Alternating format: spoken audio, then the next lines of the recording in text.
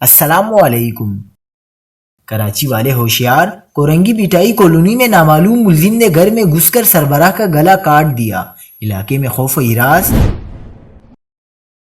تازہ ترین ویڈیوز کے لیے چینل کو سبسکرائب کر کے بیل آئیکن اور آل نوٹیفیکیشن پر کلک کریں۔ آپ کو بتاتے چلیں کہ کورنگی کے علاقے میں بیوی اور 3 بچوں کی موجودگی میں گھر کے سربراہ کو گلے اور سینے پر چھری کے وار کر کے قتل کر دینا ایک معمہ ہے۔ ملزم گھر کے اندر کیسے داخل ہوا، آسانی فرار بھی ہو گیا۔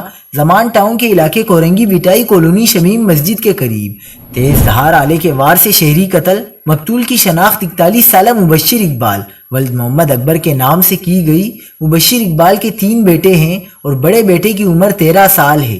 مبشر گھروں میں رنگ و روغن اور فرنیچر پر پولش کا کام کرتا تھا، جبکہ آبائی تعلق پنجاب کے علاقے ساہیوال سے تھا۔ گزشتہ 30 سال سے زائد عرصے سے کراچی میں رہائش پذیر ہیں۔